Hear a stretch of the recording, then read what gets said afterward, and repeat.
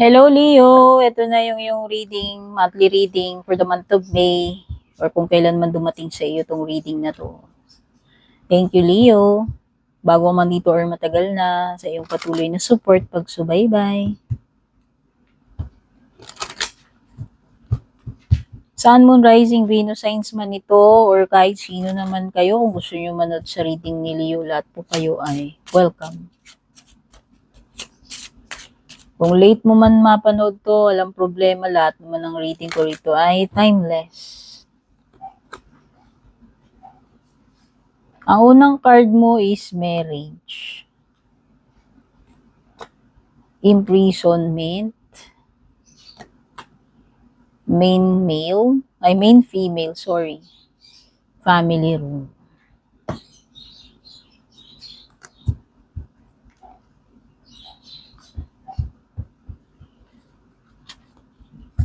Yung main female, it could be you or someone na special sa'yo, like significant person mo, Leo. Ano man ang gender, huwag mo nang pansinin yung female na nakasulat dyan.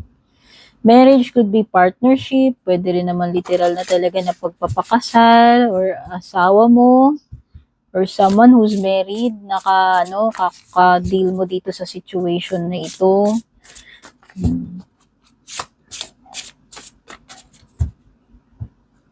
It could be a marriage around the corner kung meron mang nakatakdang ikasal dito, ikaw man yan or family member. Pagpasok yan sa commitment or relationship or marriage.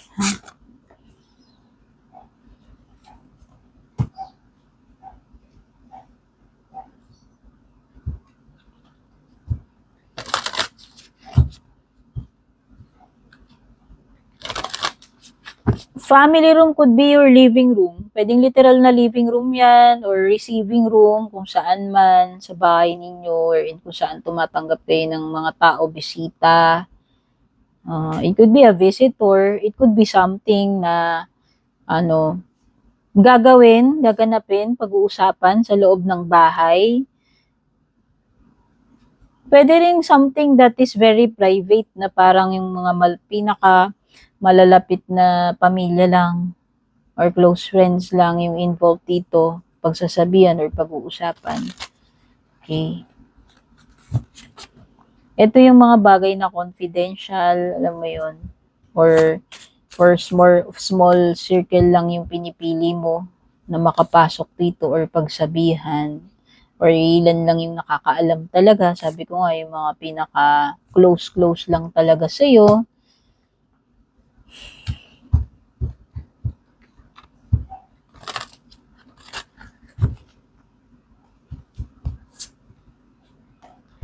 Imprisonment is parang pagiging trapped sa isang situation, pagiging stuck. So, expect mo na pwedeng may delay dyan. Alam mo yun, pwedeng something na mapuputon hold, matitenga, or parang pagiging grounded dyan, hindi makaalis. Hindi magawa yung gustong gawin. No? Meron kang Justice card, Libra energy. Ace of Swords, air sign energy. Hierophant could be Taurus. Six of Swords, another air sign energy. Knight of Pentacles, earth signs. Hermit, Virgo. Sa bottom, si Emperor, si Aries. Okay? So, yung mga numbers na nakikita ko sa cards, pwedeng may repeating dito kasi kung ano lang nakikita ko sa cards, may number 3, 29, number 2, 21, 4, 14, number 11, number 9, number 5, number 6, and number 4.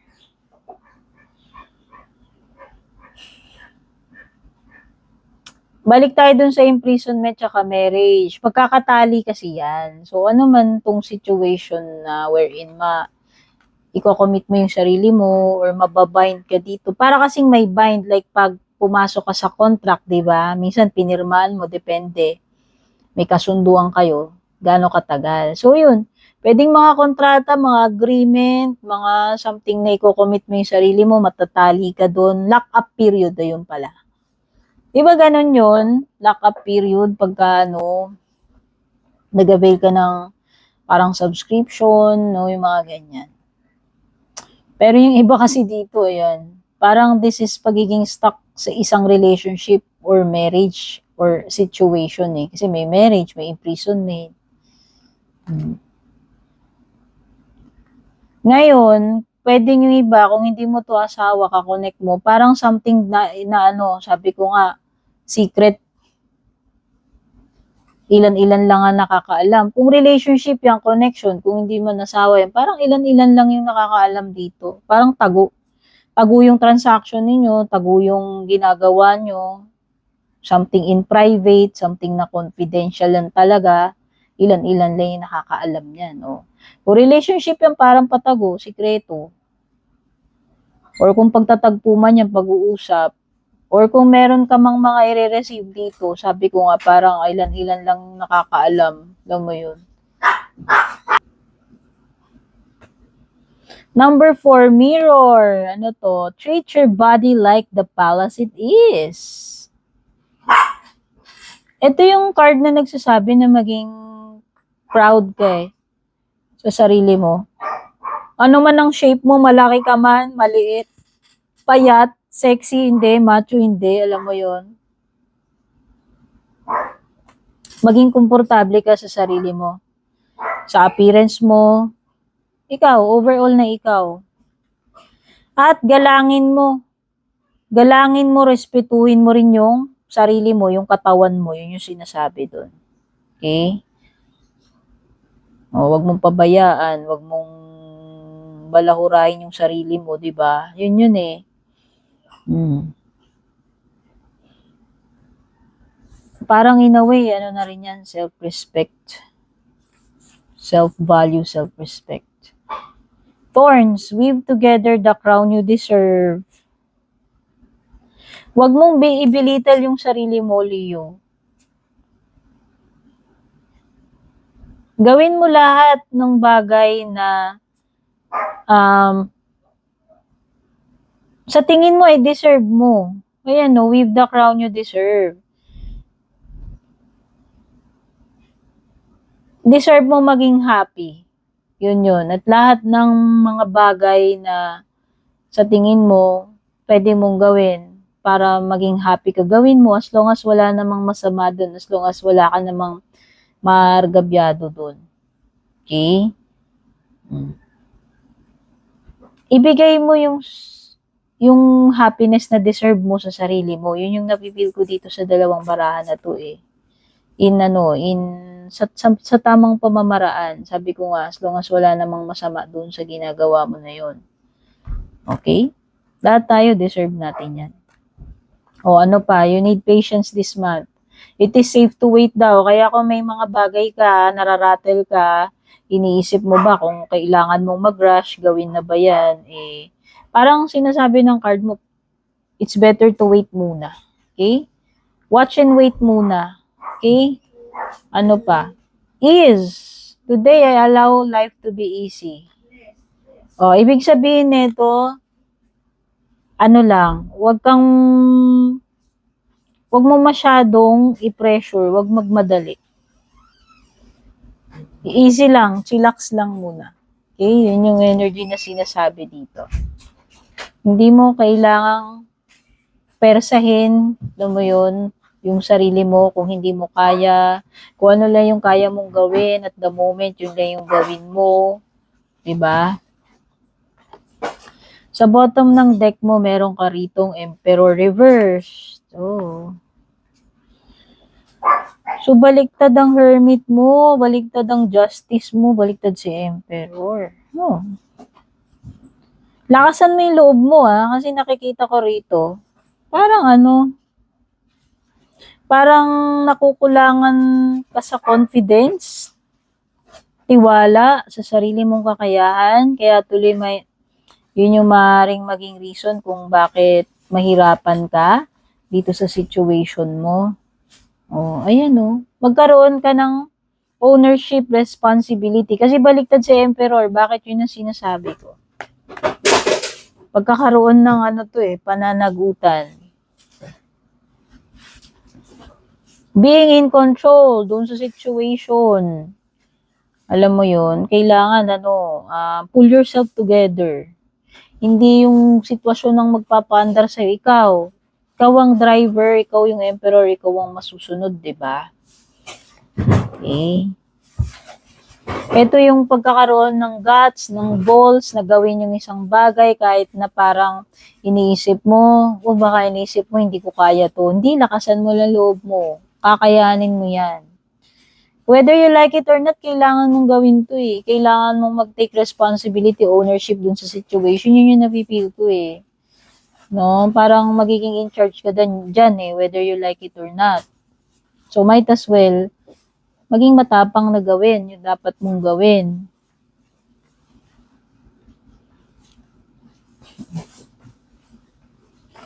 May mga bagay dito na unfair with the justice card, Leo. Merong pagiging bias dito. Hindi ko alam kung sino to o ano tong situation na to wherein feeling mo. Pwede nga feeling mo dito unheard eh. Parang hindi kino-consider yung side mo, hindi ka pinakikinggan, pwedeng biased, no? Or pwedeng bad consequence to, Leo, kasi baliktad yung justice. Bad consequence kasi yan eh, kung meron may maling ginawa dito, hindi makatarungan, alam mo yun. Magbubumerang din yun dun sa tao na yun eh. So, kung naargabyado ka, pwedeng ito yung sign na huwag kang mag-alala, may divine justice. Wala kang gagawin, hayaan mo lang yung divine justice. Babalik din yun eventually, kung sino man yun. Yung negative consequence na yan sa isang bagay, decision or action. Whether it is by you, or kung sino man yung gumawa niyan sa'yo.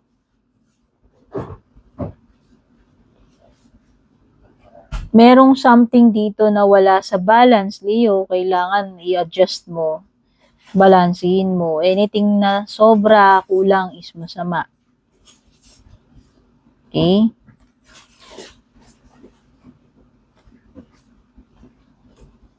Ace of Swords is about clarity, truth. So, sa tingin ko lang, kung nag-expect ka na ma-resolve yung issue, kung meron mang issue dito or mahirap na situation, problema, sa tingin ko, masusolusyonan mo yung problem na yan and makukuha mo kung ano yung closure, yung answer na or clarity na kinakailangan mo tungkol dito sa person na to Pwedeng sa relationship yun, pwede rin sa ibang situation. Ito ay pagtitake ng action, decision eh. No, diba, Emperor? Mag-take charge ka. Wala, sa ayaw at sa gusto mo talaga, mukhang mag-take charge ka dyan, mag-take action ka dyan, mag-decide ka dyan. Kung meron mang mga bagay dito na kailangan mo tapusin, harapin, tapusin mo na, i-deal with mo na with the Ace of Swords. Kung may mga bagay na kailangan kang i-cut off mo, or mga tao na dapat mong i-cut off sa buhay mo. Itong May, gagawin mo yung mga yan. Hierophant is someone na maaring this is someone na maaring mentor, makapag-mentor sa iyo. Or ikaw, yung pwedeng, it's either ikaw yung makapag-mentor dito or siya yung maging mentor mo, kung sino man ito. Hierophant is also about marriage. Ayan, dalawang cards na ng marriage dito. So, kung hindi pa kayo nakakasal, pwedeng ito yung sign na maaaring itong connection ninyo, maaaring ito yung mauwi ito sa kasal, long-term na relationship, or yung mga single dyan na maaaring iniisip nyo kung balang araw ba darating pa ba yung marriage sa buhay nyo. Yes, pwedeng indication to ng ganun. Nakikita ko na, Leo, meron na talagang paglayo, pagka-cut off dito, pag-move on. Kung love life man yan. Ngayon, kung situation yan, kung hindi love life, ibig sabihin nga, sabi ko nga,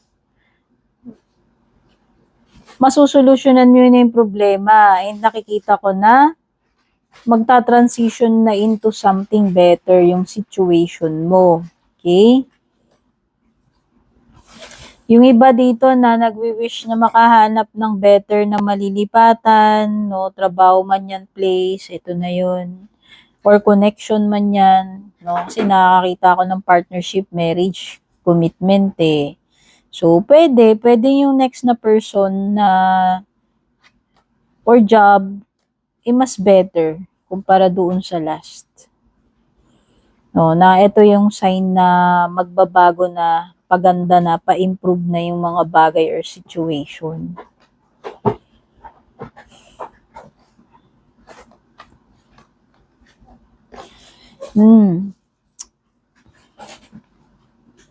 Knight of Pentacles, okay, slow but steady progress pa rin naman to, Leo. Progress pa rin, kahit sabihin mong mabagal, di ba? Importante, may growth, may pagkilos, may progress, kahit na mabagal. Slow, steady movement kasi yan si Knight of Pentacles eh. Okay? Determined yan. So, as long as ikaw, kahit gaano kabagal yung situation na yan, as long as persistent ka, determined ka, kumikilos kayo naman ng importante, no? Para sa progress. Meron at merong movement pa rin, kahit sabi mo mabagal, counted pa rin naman yun. Ngayon, ang napipil ko dito sa Hermit is someone na maaaring mag-open up. Ewan ko, nung napatingin ako dito, napipil ko eh. It's either na siya yung mag-open up sa'yo or ikaw yung mag-open up sa kanya. Kung nung una, iniwasan, lumayo, umalis, parang nakikita ko is magre-reach out uli or manunumbalik. Oo. May pagbabalik eh. Or kung sino man yan na mauunang lumapit, mag-reach out or magsabi, makipag-usap. Okay? Closing message tayo. Growth. Oh, 'di ba sabi ko nga may progress, may improvement, 'di ba? Slow steady. Slow steady pero meron pa rin growth. Oh. As a flower garden in the midsummer begins to bloom. So that's your spiritual knowledge. Oh, ito na yung spiritual. Si Hierophant. Pwedeng yung iba dito spiritual growth. As a flower garden in the midsummer begins to bloom, so does your spiritual knowledge in your daily life. The growing is infinite. You will receive clear sight. Ano ba yung sinabi ko? Pagiging clear. Clarity with the Ace of Swords. You will receive clear sight for the journey ahead. Mukhang merong bagong journey ahead, chapter, Leo, paparating sa'yo. And step by step, you will gain confidence in your ability to move forward. Diba sabi ko nga, maging confident ka. Gawin mo yung dapat mong gawin para sa sarili mo and take ownership. I-reclaim mo yung power mo. Diba? Oh. And step by step, you will gain confidence in your ability to move forward. So, may pag-move forward. Ang affirmation, I never stop growing. So, endless possibilities there is and merong growth, Leo.